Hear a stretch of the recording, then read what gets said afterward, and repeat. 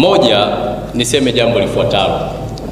Nchi yetu mwaka 92, sio nchi tu, niseme Chama cha Mapinduzi, kwa sababu 92 kurudi nyuma tulikuwa chini ya chama hiki kimoja ambacho ni chama gani?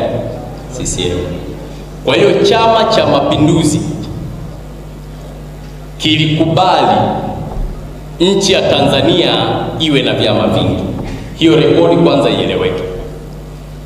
Na kilikuwa kina uwezo wa kukataa kusiwe na vyama vingi kwa sababu kilikuwa peke yake.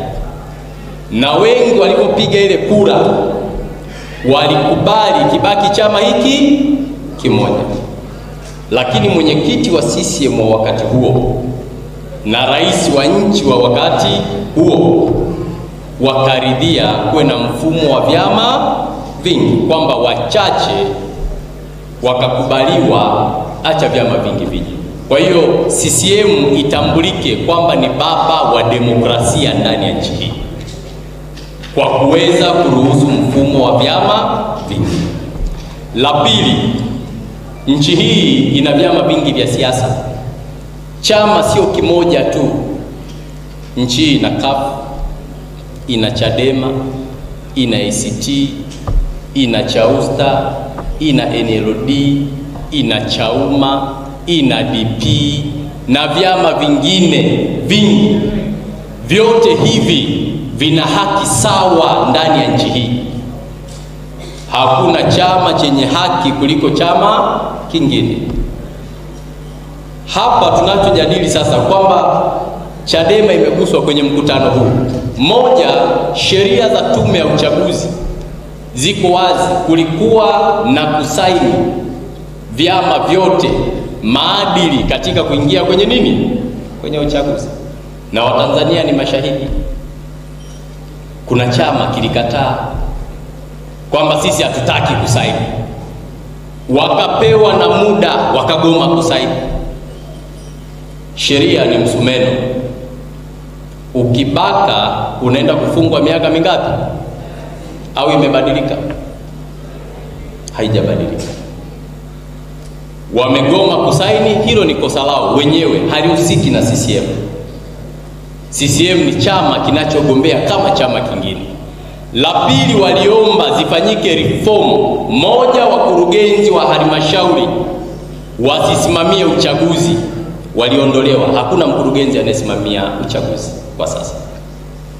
Waliomba kusiwe na mtu anayepita bila kupingwa, ikaondolewa. Hakuna mgombea anayepita bila kufanya nini? Kupingwa. Ni reforms hizo ambazo wao walizitaka katika tume ambayo alikuwa anaisimamia mzee Mkandara Prof. Sasa hapa ikionekana eti Chadema inaonewa, hapana.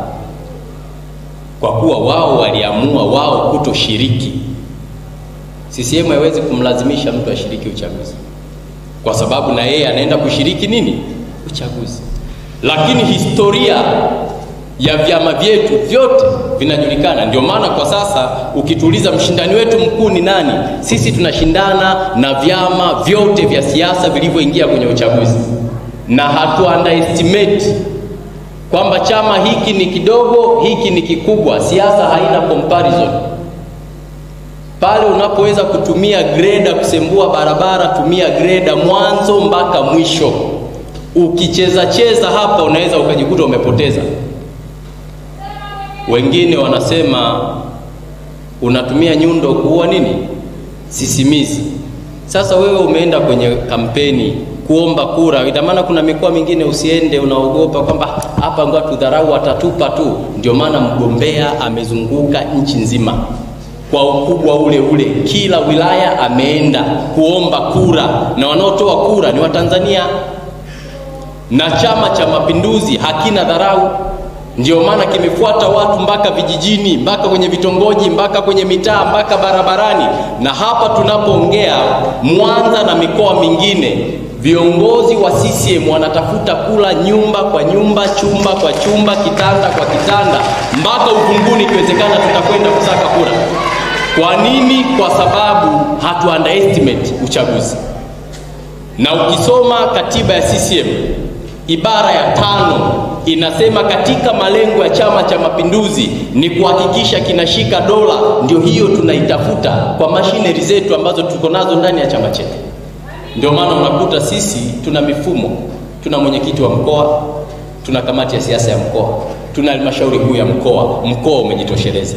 Ukishuka wilayani kuna mwenyekiti wa wilaya, kamati ya siasa ya wilaya, halmashauri ya wilaya imejitosheleza. Kwenye kata tuna kamati ya siasa ya kata, tuna halmashauri kuu ya kata. Ukishuka kwenye shina mpaka kwenye tawi na tuna mabalozi.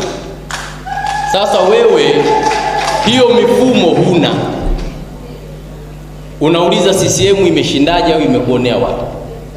Sisi tukishusha message, mfano mwenyekiti anamwambia labda mwenyekiti wa mkoa wa Mwanza, mwenyekiti wa mkoa wa Mwanza, kuna ujumbe uwape wenye viti wa mikoa yako au makatibu wa chini yako. Mwenyekiti atamwambia mneki atashusha wilayani, wilaya itashusha katani, kata zitashusha kwenye matawi, matawi wanaenda kwenye mashina, mashina ndo anakutana na mabalozi, balozi anaenda kwenye nyumba zake zile 10 au 20 au 50. Vyama vingine hizi machinery wanazo? Kama hawana, wasitafute sababu ya kulalamika. Chama cha Mapinduzi ni chama taasisi, sio chama cha mfukoni kwa mtu binafsi. Ndio maana leo nakuta mwenezi wa CCM sijulikani nimetokea wapi. Uongo. Maana yake hiki ni chama taasisi, yoyote anaweza kuwa yoyote ndani ya CCM muda wowote. Vyama vingine wengine watakaa baba mkwe, mama mkwe, dada mkwe, mama nani, ndio hivyo. Familia inaongoza chama. Watanzania wanayajua hayo, kwamba chama kilichobeba matumaini ya kweli, chama chenye lugha za staha, chama chenye wazalendo, chama kinachohubiri amani na umoja wa kitaifa, sio kingine, ni Chama cha Mapinduzi. Haya yanawezekana. Kwa ndugu yangu, hayo nilipenda niyafafanue, lakini la mwisho katika hili, sisi kama Chama cha Mapinduzi tunavipenda vyama vyote na hatubagui. Na kuthibitisha hilo, ndio maana unakuta kuna majirani wanakuja ndani ya Chama cha Mapinduzi na tunawapokea na tunawapa platform ya kusema na tunakijenga chama hiki. Hata nyinyi mkitaka kujiunga leo, njooni, mwenezi na wapokea hata ndani ya mkutano huu, ili tujenge nchi na chama chetu. Hatubagui mtu. Huwezi kuona kiongozi wa CCM anatukana watu hadharani, anahamasisha vurugu hadharani, anasema watu waandamane. Hapana. Na ukiona kuna kiongozi wa namna hiyo anaongea bila mipaka na ni kiongozi wa Chama cha Mapinduzi, jua huyo mtu alikuwa na maslahi binafsi yamekwama. Hakuna mwana CCM mwenye akili timamu ambaye anaweza kukosa heshima ndani ya nchi na ndani ya chama.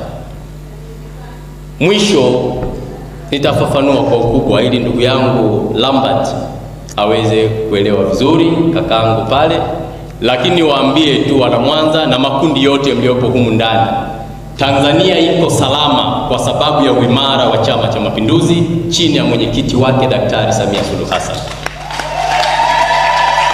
Nakushukuru.